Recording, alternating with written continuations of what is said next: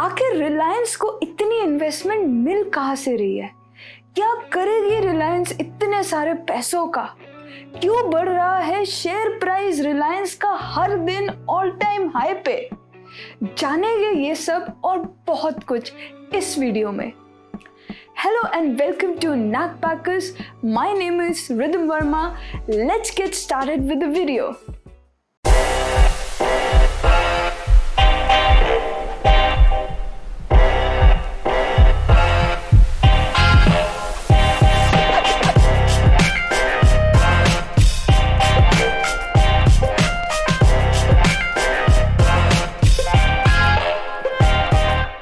दोस्तों, आज देखते हैं कि रिलायंस को इतनी सारी इन्वेस्टमेंट सबसे पहले तो दे कौन रहा है। दो मेन सोर्सेज रहे हैं रिलायंस के इन्वेस्टमेंट्स के। एक रहा है जो उसको बहुत सारी कंपनीज ने इन्वेस्ट किया है उसमें, जैसे कि फेसबुक, और बहुत सारी प्राइवेट इक्विटी फर्म्स ने भी उसमें लगाया है पैसा, जैसे कि सिल्वर लेक्स, केकेआर एंड बहुत सारी, राइट। अब दूसरा सोर्स क्या है रिलायंस की इस फंडिंग का? दूसरा मेजर सोर्स रहा है जो राइट इशू रिलायंस ने लेके आई थी लॉकडाउन के टाइम पे। जी हाँ, लॉकडाउन के टाइम पे रिलायंस लेके आई थी अपना राइट इशू। जिनको नहीं पता कि राइट इशू क्या होता है उनको मैं बता दूं, इस सिंपल लैंग्वेज में हम बोले तो बेसिकली राइट इशू होता है जब कंपनी अपने एग्जिस्टिंग शेयर होल्डर्स को एक राइट देती है कि वो कंपनी के और शेयर्स खरीद सके। तो कंपनी ने क्या किया, बहुत सारे लोगों से फंडिंग उठाई है, उनको अपना शेयर होल्डिंग में एक हिस्सा दिया है और दूसरा राइट इशू किया, जिससे कि उनको बहुत सारी फंडिंग रेज हुई। और ये right issue one of the most successful रहा है in the history of Indian stock markets. तो इतनी सारी फंडिंग का आखिर रिलायंस करने क्या वाला है? तो दोस्तों, इस चीज के लिए हमें देखना पड़ेगा कि रिलायंस पहले एक ऑयल एंड रिफाइनरी बिजनेस में था, जिसकी ग्रोथ एक लिमिट तक रह चुकी है करंट मार्केट सिनेरियो में।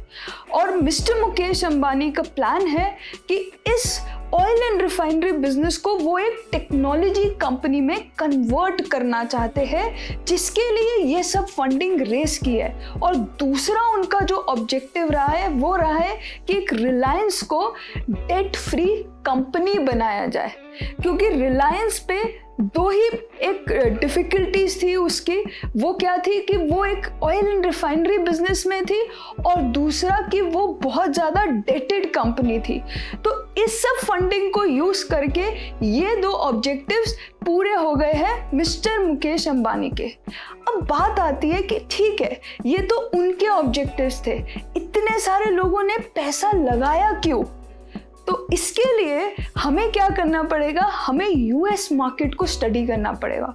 अगर हम यूएस स्टॉक एक्सचेंज को स्टडी करते हैं तो वहाँ पर आप एक पैटर्न ऑब्जर्व करोगे कि जो भी टॉप परफॉर्मिंग स्टॉक्स है, जैसे कि Apple, Facebook, alphabet, Microsoft, adobe systems, Netflix और बहुत सारे, ये जितने भी टॉप परफॉर्मिंग स्टॉक्स है, ये सब क्या कर रहे हैं? ये सब डिजिटल बिजनेस में है, ये सब है टेक्नोलॉजी कंपनीज।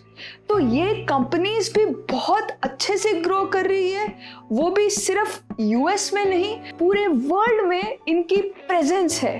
तो इतना अच्छा कर रही है ये कंपनीज, बिजनेस वाइज भी और स्टॉक मार्केट वाइज भी। तो लेकिन अगर आप यही चीज़ एशियन मार्केट्स में ऑब्जर्व करते हो या इंडियन मार्केट्स में ऑब्जर्व करते हो तो वहाँ पर आपको ये चीज़ दिखेगी कि हमारी जो स्टॉक मार्केट्स है उसकी बैकबोन टेक्नोलॉजी कंपनीज नहीं है। तो यहाँ पर जो इतने सारे लोग बेट कर रहे हैं रिलायंस जियो पे, वो इसीलिए बेट कर रहे हैं क्योंकि वो इस रिलायंस जियो में एक टेक्नोलॉजी कंपनी देखते हैं जो कि आज तक एग्जिस्ट नहीं करती है हमारी इंडियन मार्केट्स में। तो उन लोगों की ये बेट है कि कि भाई यूएस में जो चीज़ बहुत अच्छा कर रही है वो ब्रांड वैल्यू क्रिएट की जाए इंडिया में with respect to Jio platforms. यही है उन इन्वेस्टर्स का मोटिव भी और यही है मिस्टर मुकेश अंबानी का मोटिव भी। इसी के लिए उन्होंने अपनी कंपनी के बहुत सारे सेगमेंट्स डिफाइन किए हैं। डिजिटल प्लेटफॉर्म्स में उन्होंने कोई एरिया नहीं छोड़ा है, B it entertainment, B it education, B it online video conferencing, कुछ भी, या मान लो उनका जियो मार्ट का एग्जाम्पल ले लो। ऐसा कोई सेक्टर नहीं है जिसमें कि रिलायंस जियो के पैर ना हो। हम एक सेपरेट वीडियो में बात करेंगे कि रिलायंस जियो के पूरे सेगमेंट्स कैसे काम करते हैं, वो हम एक सेपरेट वीडियो में बात करेंगे। लेकिन आज का जो टॉपिक है उसी पे स्टिक करते हुए ये सारे रीजंस रहे हैं जिसकी वजह से रिलायंस को इतनी इन्वेस्टमेंट मिली है और ये इसका ऑब्जेक्टिव है। अब आते हैं हमारे तीसरे क्वेश्चन पे। जो तीसरा क्वेश्चन है वो क्या था कि शेयर प्राइस क्यों बढ़ता जा रहा है हमारे रिलायंस कंपनी का। तो दोस्तों जो मार्केट्स होती है ना वो बहुत ज़्यादा सेंटिमेंट ओरिएंटेड होती है कि ज़्यादातर लोग, ज़्यादातर मार्केट पार्टिसिपेंट्स का क्या सेंटिमेंट है किसी कंपनी को लेकर के, ये उसकी शेयर प्राइस को आइडेंटिफाई करता है शॉर्ट टर्म में।